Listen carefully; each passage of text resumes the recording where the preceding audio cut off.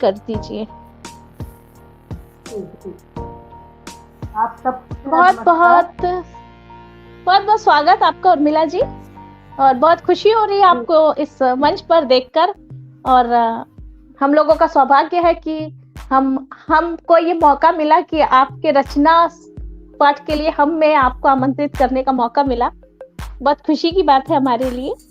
और रश्मि, हम उर्मिला जी को आमंत्रित करेंगे अब मंच पर।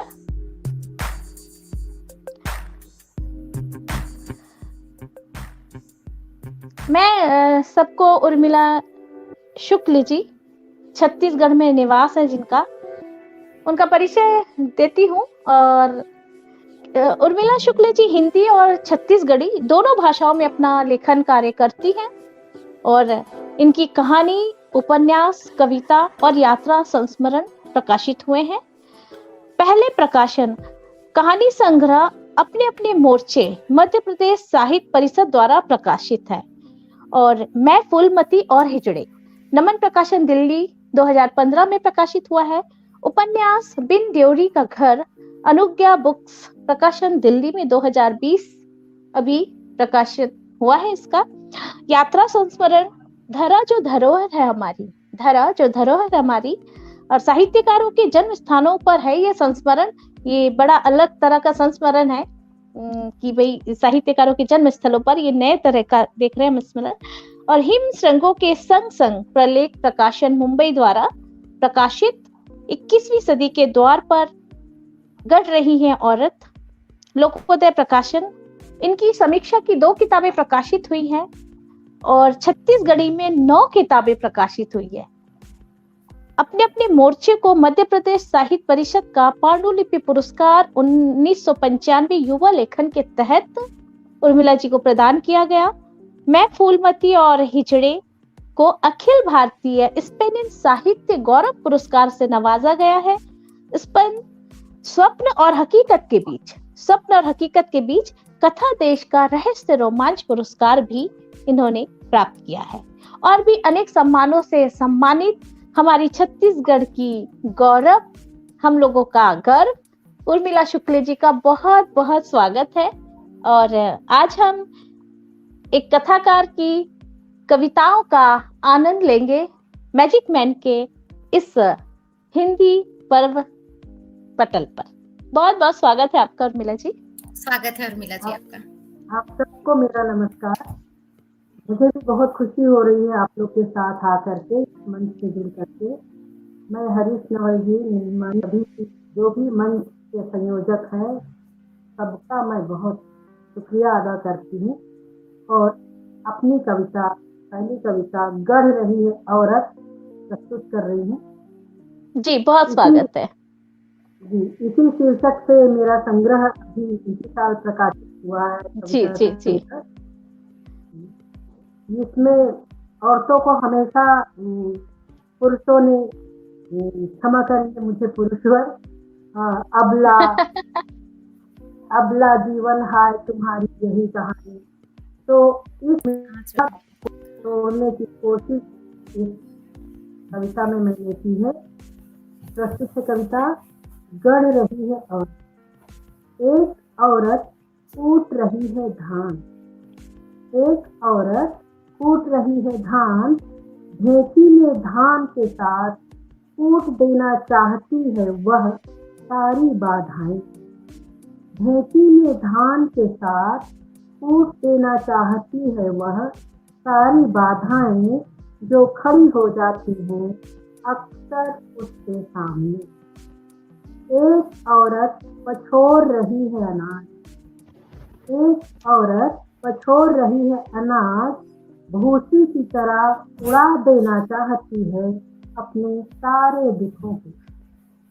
एक औरत चला रही है छेनी, गढ़ना चाहती है वह पत्थर पर एक इबारत।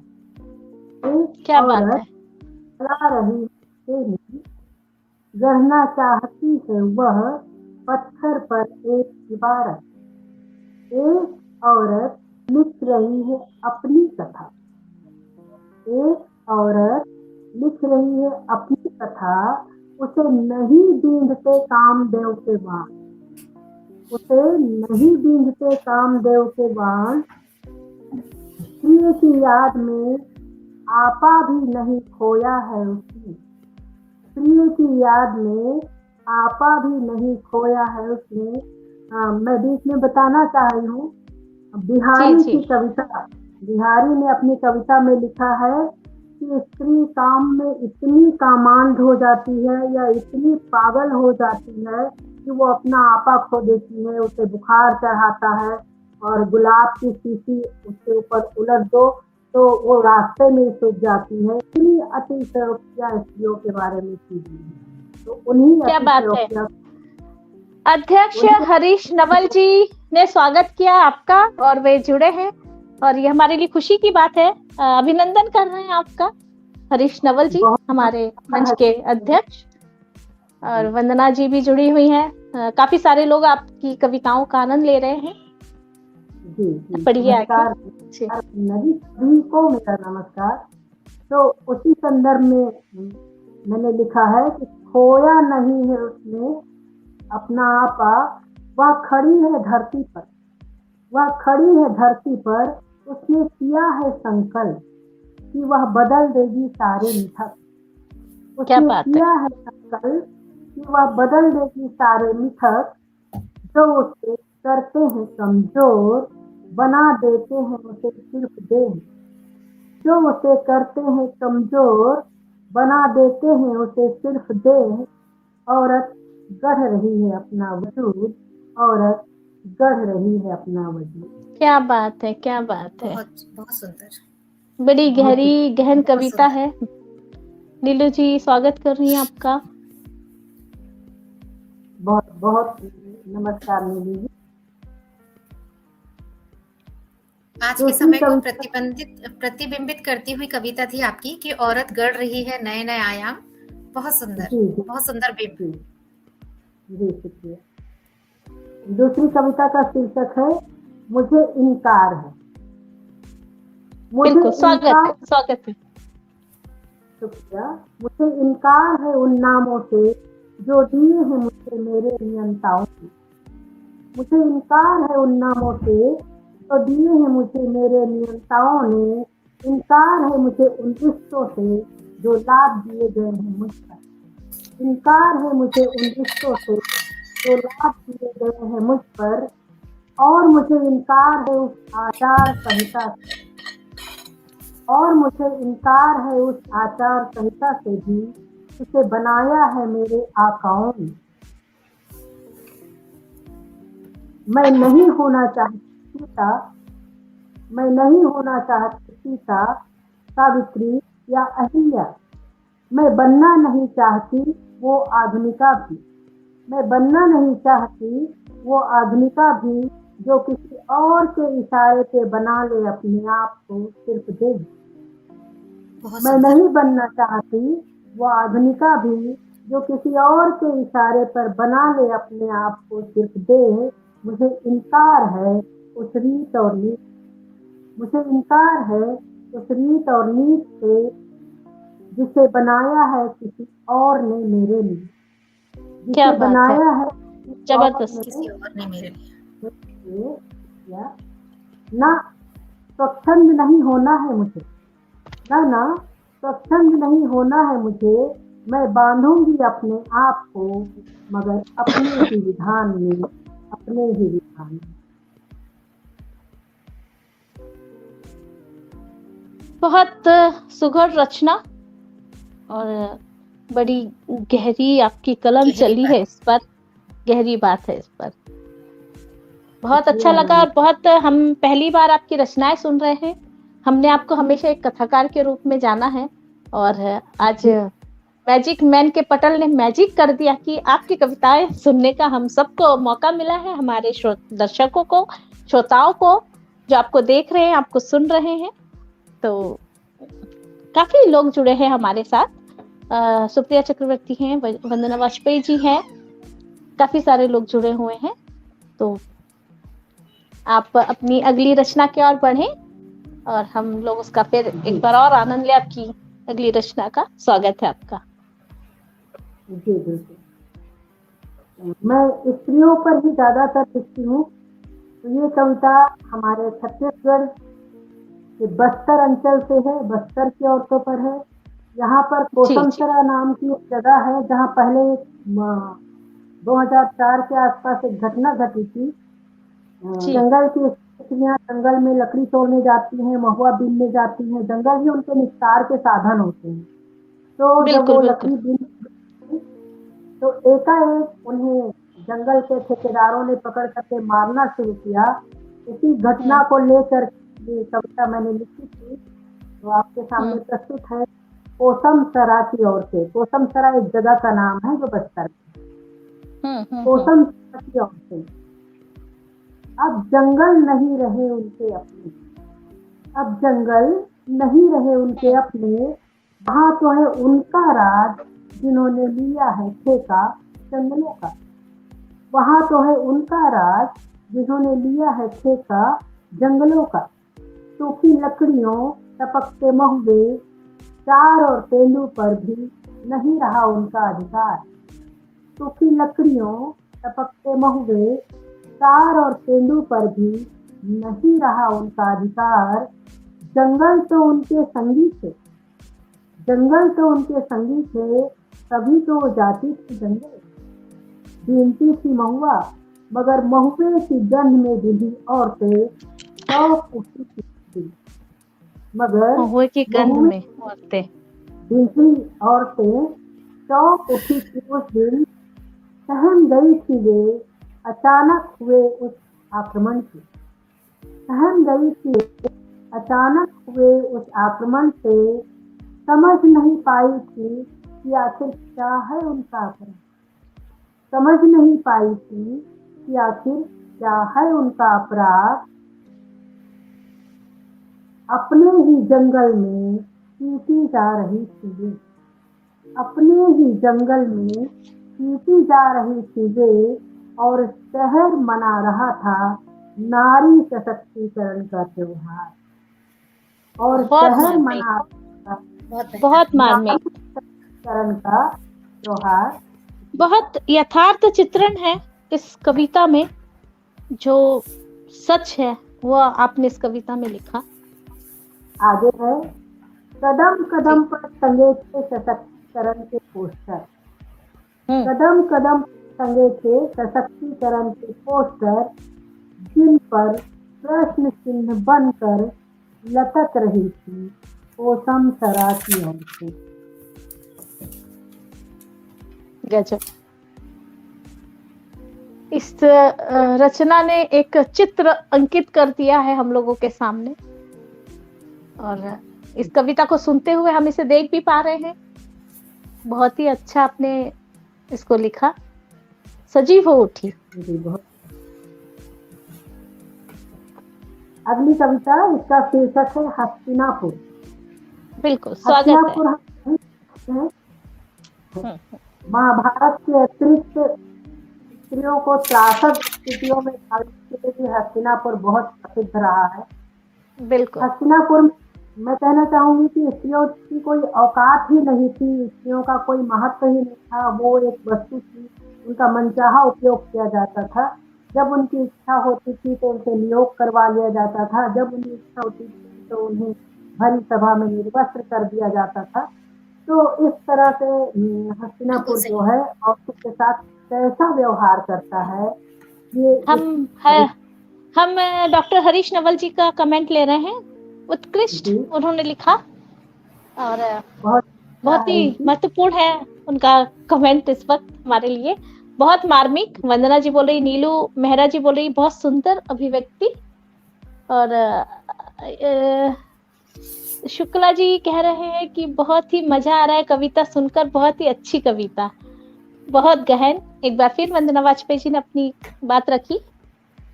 नीलम वर्मा जी, शुक्रिया आपका स्वागत के लिए। बहुत शुक्रिया दोस्तों आप सबका। प्रस्तुत है हस्तिनापुर। हस्तिनापुर। सुना है मैंने कि तुम्हारे यहाँ था एक बहुत बड़ा अस्पताल। हस्तिनापुर को संबोधित है ये कविता। हस्तिनापुर, है मैंने कि तुम्हारे यहाँ था एक बहुत बड़ा हस्पताल जहाँ हाथी रहते हैं। तरह तरह के हाथी रखे गए थे उसमें, तरह तरह के हाथी रखे गए थे उसमें। नख से सिख तक सजे हाथी, नख से सिख तक सजे हाथी। अस्पताल में उनके होने से बढ़ता था तुम्हारा कद, अस्पताल में उनके होने से बढ़ता था तुम्हारा कद। जितने हाथी उतना ही बड़ा कद, जितने हाथी उतना ही बड़ा कद। तभी तो नित नए हाथी लाने की होड़ में संलग्न रहे तुम, तभी तो नित नए हाथी लाने की होड़ में संलग्न रहे तुम। सुना ये भी है कि तुम्हारे यहाँ था एक रनिवास, सुना ये भी है कि तुम्हारे यहाँ था एक रनिवास बिल्कुल 8 साल की। तुम्हारे यहाँ था एक रनिवास बिल्कुल 8 साल की तरह। तुम्हारी आन बान आती जाती थी, तुम्हारी आन बान आती जाती थी उससे। तभी तो बिकती थी बिसात, तभी तो बिकती थी बिसात। चला करते थे दांव, लगती थी बाजी, हारी और जीती जाती थी और। तभी तो बिकती थी बिसात, चला करते थे दांव, लगती थी बाजी, हारी और जीती जाती थी और से।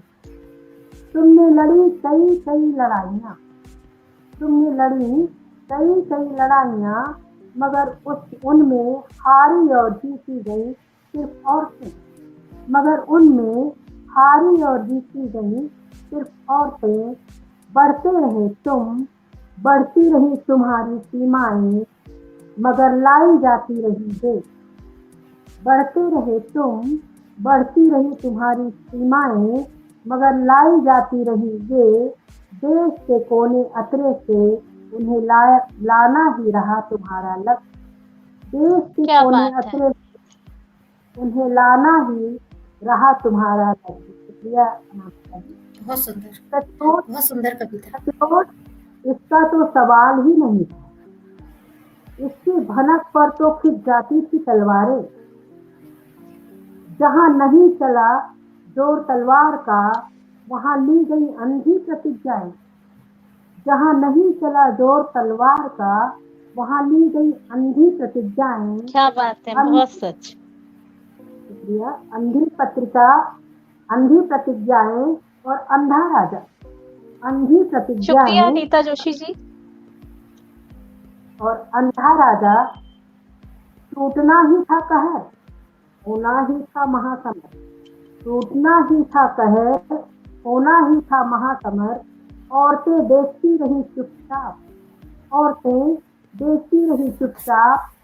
बाहर सब शांत, मगर भीतर ही भीतर कहता रहा उनका मन, यह तो होना ही था, बल्कि होना तो था जी, बल्कि होना तो था इससे भी कुछ और बदतर। बल्कि होना तो था इससे भी कुछ और बदतर।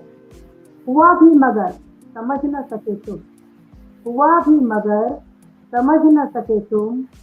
फिर लड़े गए कितने ही युद्ध, फिर लड़े गए कितने ही युद्ध।